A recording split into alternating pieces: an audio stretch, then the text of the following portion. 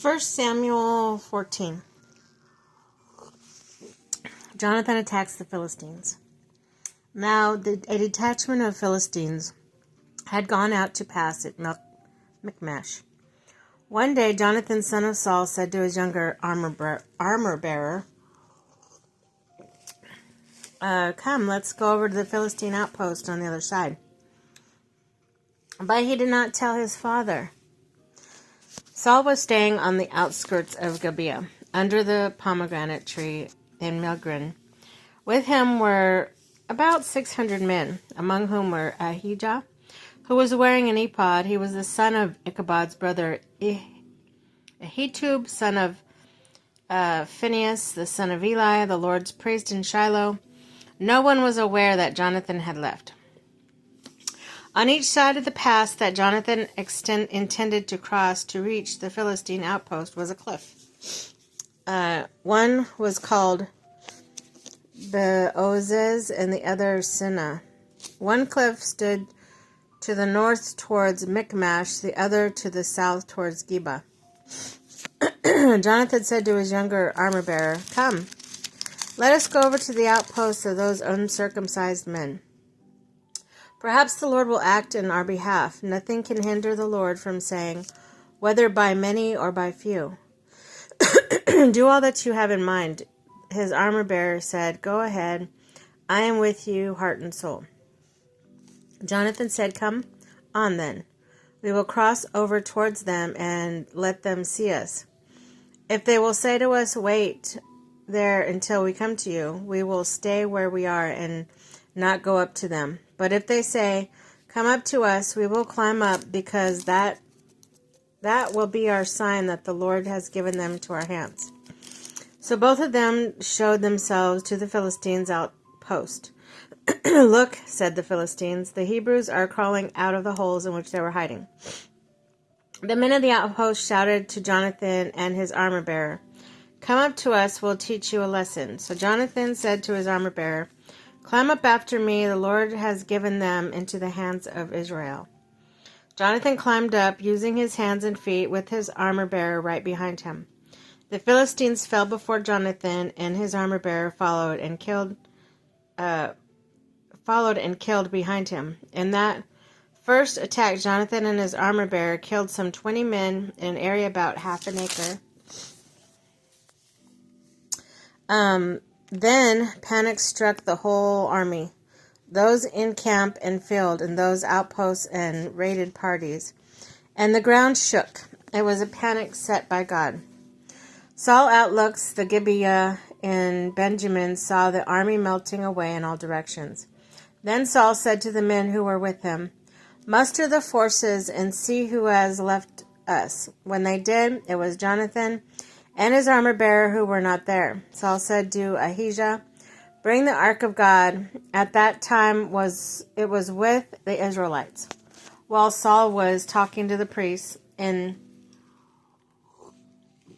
tumult in the Philistine camp increased more and more. So Saul said to the priests, "Withdraw your hand." Then Saul and all his men assembled and went to the battle. They found the Philistines in total confusion, striking each other with their swords. Those Hebrews who had previously been with the Philistines and had gone up with them to their camp went over to the Israelites who were with Saul and Jonathan. When all the Israelites who had hidden in the hill country of Ephraim heard that the Philistines were on the run, they joined the battle in hot pursuit. So on that day the Lord saved Israel, and the battle moved on beyond Beth-aven. Jonathan eats honey. Now the Israelites were in distress that day because Saul had bound the people under oath, saying, "Cursed be anyone who eats before evening comes, before I have avenged myself on my enemies." So none of the troops tasted food. The entire army entered the woods. There was honey on the ground. When they went into the woods, they saw the honey out, yet no one put his hand to his mouth because they feared the oath. But Jonathan had not heard that his father had bound the people with an oath. So he reached out, and at the end of the staff was his hand, and he raised his hand to his mouth, and his eyes brightened. Then one of the soldiers came to him and said, "Your father bound the army under a strict oath, saying, 'Cursed be anyone who eats the food today.' That is why men are faint." Jonathan said, "My father has made trouble for the country. See how my eyes brightened when I tasted a little bit of this honey? How much better would it have been if the men had eaten today some of the plunder they had took from their enemies. Would not a slaughter of the Philistines have been even greater?" That day, after the Israelites had struck down the Philistines at Michmash to Ajalon, they were exhausted. They pounced on the plunder, taking the sheep, cattle, and calves. They butchered them on the ground, ate them together with the blood. Then someone said to Saul, "Look, the men are sinning against the Lord by eating meat that has blood in it." "You have broken faith," he said. Roll a large stone over here at once." Then he said, "Go out among the men and tell them, 'Each of you bring me your cattle and sheep, slaughter them here and eat them. Do not sin against the Lord by eating meat with blood still in it.'" So everyone brought his ox that night and slaughtered it there. Then Saul built an altar to the Lord, and it was the first time he had done this. Saul said, "Let us go down and pursue the Philistines by night and plunder them till dawn. Let us not leave not leave one of them alive." "Do whatever seems best to you," they replied. But the priest said, "Let us inquire of God here." So Saul asked God, "Why shall I go down to pursue the Philistines? Will you give them to the Israelites' hands?" But God did not answer him that day. Saul therefore said, "Come here, all you who are leaders of the army, let us find out what sin has been committed today. As surely as the Lord who resides in Israel lives, even the guilt lies with my son Jonathan. Even if the guilt lies with my son Jonathan, he must die." But not one of them said a word. Saul then said to the Israelites, "You stand over here, and I and Jonathan my son will stand over there." "Do what seems best to you," they replied. And Saul prayed to the Lord God of Israel, "Why have you not answered your servant today? If the fault is with me or my son Jonathan, respond with Urim. But if the men of Israel are at fault, respond with Thummim." Jonathan and Saul were taken by lot, and the men were cleared.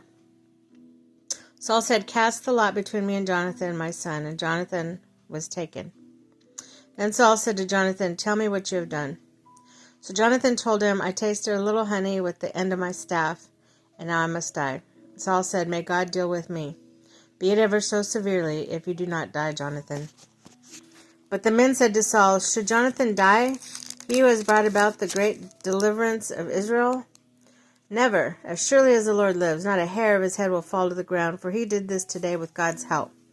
So the men rescued Jonathan, and he was not put to death. Then Saul stopped pursuing the Philistines, and they withdrew to their land. After Saul had assumed the rule over Israel, he fought against their enemies on every side: Moab, the Ammonites, Edom, the kings of Zoab, and the Philistines. Wherever he turned, he inflicted punishment on them. He fought valiantly and defeated the Amalekites, delivering Israel from the hands of those who had plundered them. Saul's sons were Jonathan, Ishvi, and Malchishua. The name of his older daughter was Merab, and the younger daughter was Michal. His wife's name was Anihoam, daughter of Ahimaaz. The name of the commander of Saul's army was Abner, son of Ner, and Ner was Saul's uncle. Saul, father of Kish, and Abner's father Ner were sons of Abiel. All the days of Saul there was bitter war with the Philistines, and whenever Saul saw a mighty or brave man, he took him to his service.